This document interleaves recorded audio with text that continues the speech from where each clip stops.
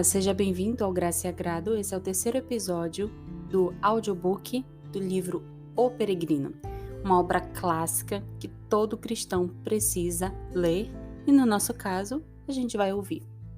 Nesse nosso episódio, o cristão vai iniciar a sua caminhada e a sua jornada até a cidade celestial.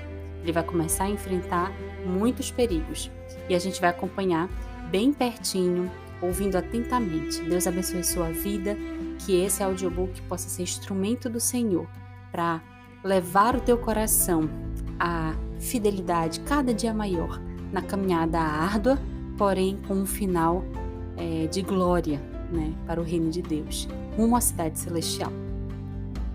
Te peço que desde já você deixe o seu like, compartilhe com outras pessoas, se você conhece pessoas que amam essa obra e que já foram edificadas por ela na leitura e agora no audiobook vão ser também, com certeza. Um abraço e vamos para o nosso terceiro episódio.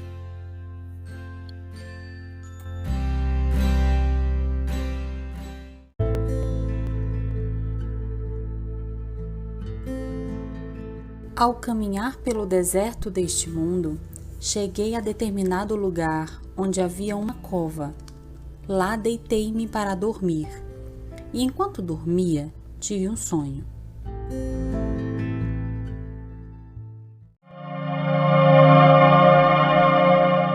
Sonhei e eis que vi um homem vestido com trapos, em pé em certo local, de costas para sua casa, um livro na mão e um grande fardo sobre as costas.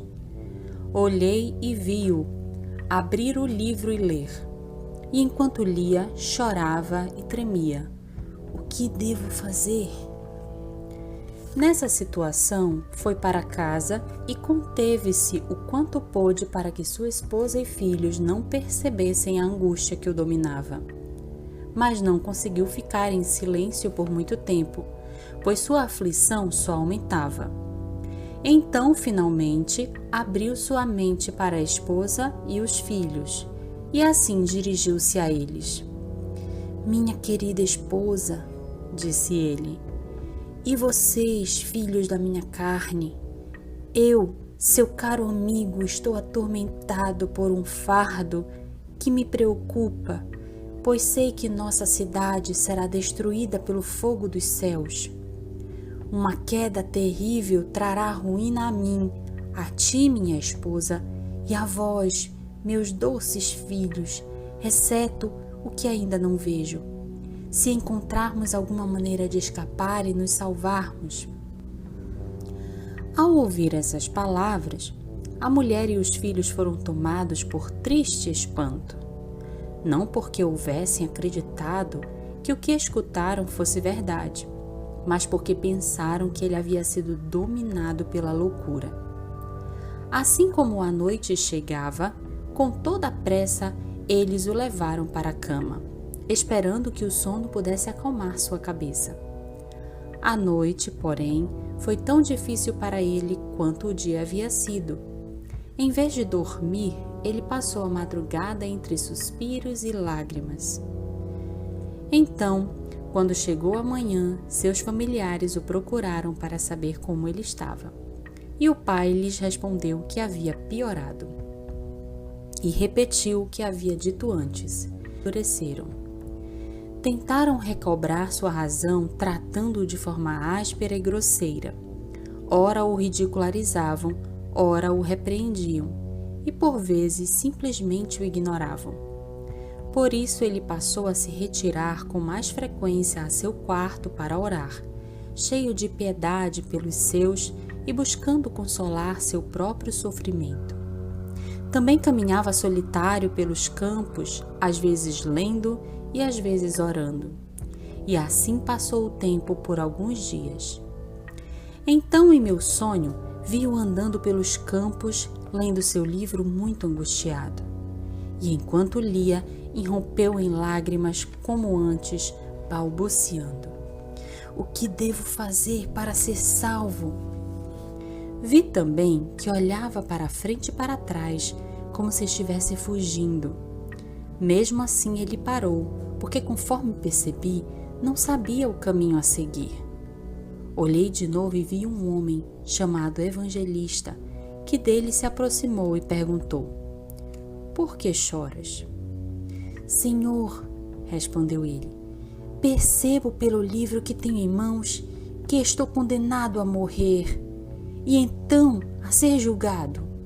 Contudo, não estou disposto a enfrentar a morte, tampouco vejo-me capaz de ser absolvido." "Por que não estás disposto a morrer?", perguntou o evangelista, "já que esta vida é repleta de males."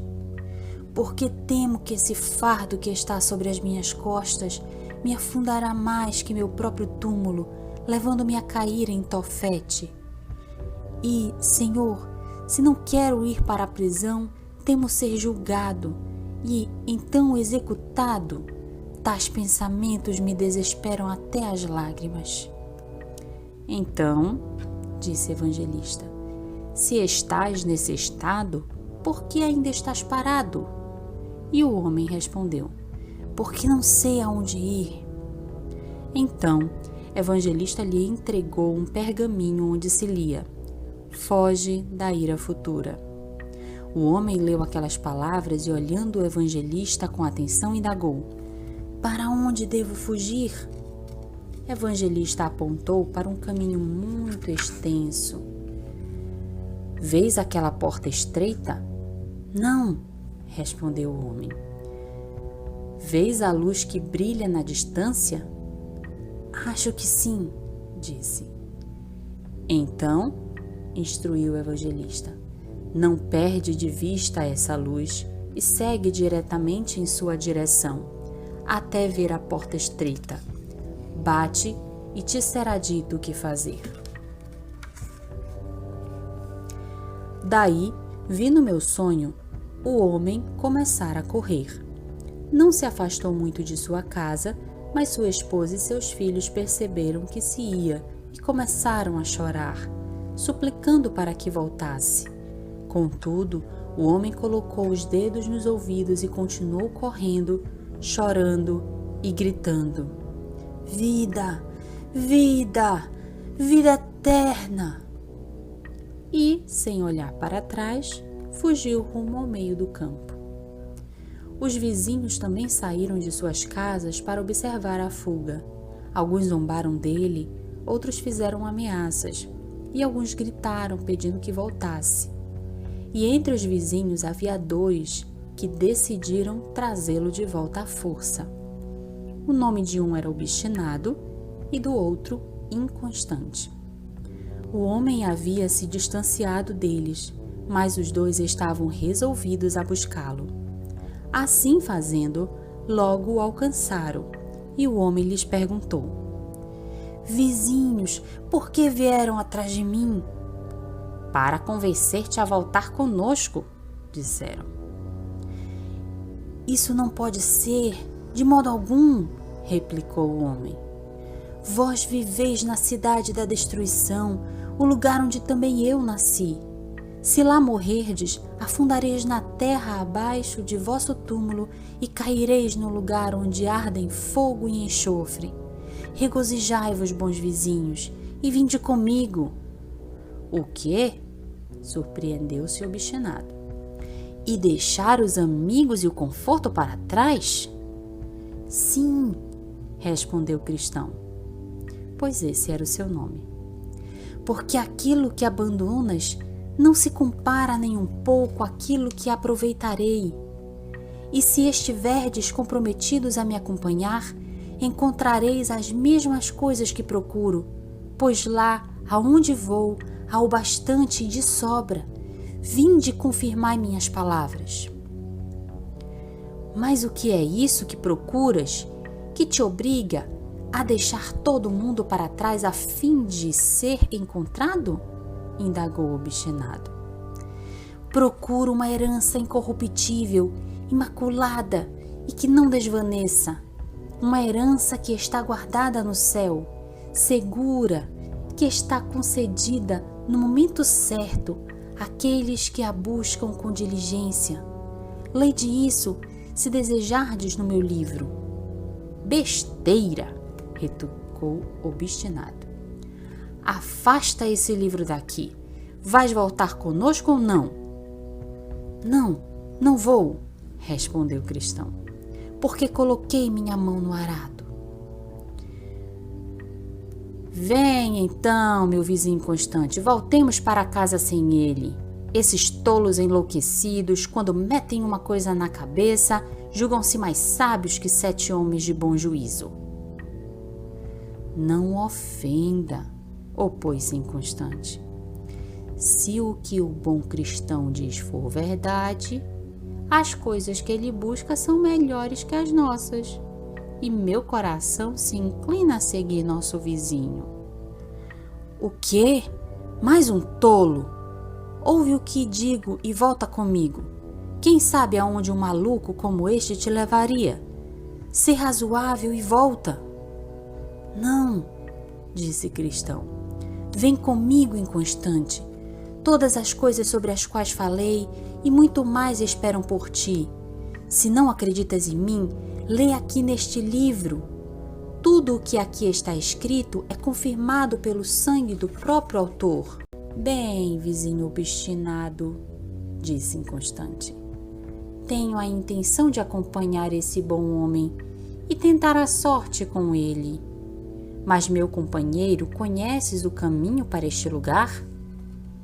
Fui informado por um homem cujo nome é Evangelista, para ir até uma porta estreita que está ali adiante, onde devemos receber instrução sobre o caminho, respondeu o cristão.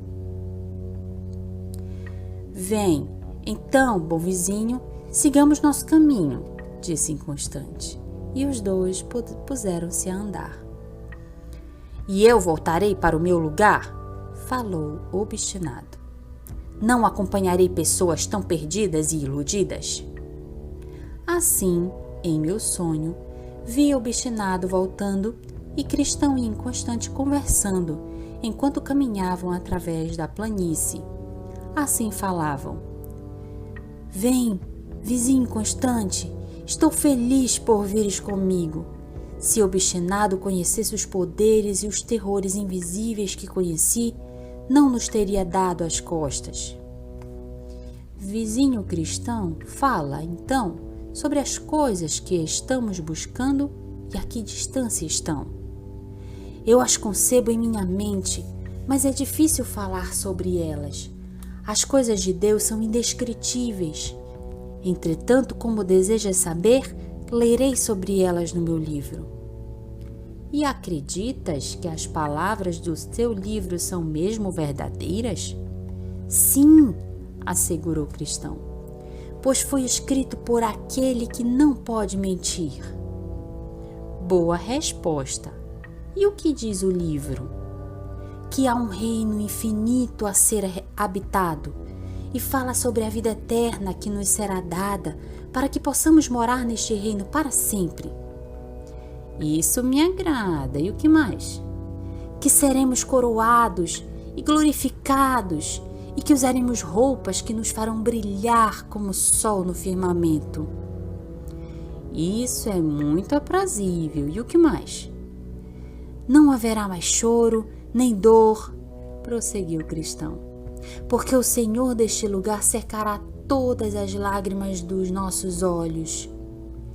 E quem serão nossos vizinhos?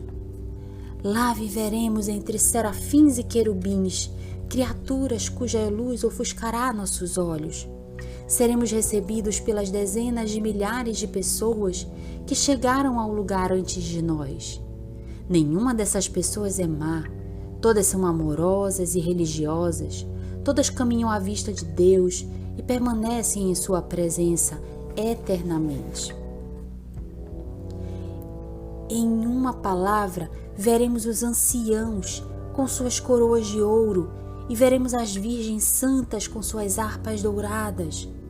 Lá também veremos homens que, ao passarem pelo mundo, tiveram seus membros decepados, foram consumidos pelas chamas, devorados por animais nos circos de antigamente, afogados nos mares, e tudo isso pelo amor que dedicaram ao Senhor desse lugar. E todas essas pessoas estão bem, trajando a imortalidade como se fosse uma vestimenta. O que dizes arrebata meu coração, mas essas coisas podem ser obtidas? O que devemos fazer para conquistá-las? Inquiriu inconstante. O Senhor desse país registrou neste livro o que devemos fazer. A todos os que estiverem dispostos a obter estas coisas, Ele as concederá gratuitamente, respondeu o cristão. Meu bom companheiro, fico feliz ao ouvir isso. Vamos, apressemos o passo. Não posso ir tão rápido, disse o cristão, por causa deste fardo nas minhas costas. Vi em meu sonho que, enquanto falavam, aproximavam-se de um lamaçal que estava no meio da planície. Os dois viajantes, como estavam desatentos, caíram de repente no pântano, um pântano chamado Desespero. Revirando-se para tentar sair, ficaram terrivelmente imundos.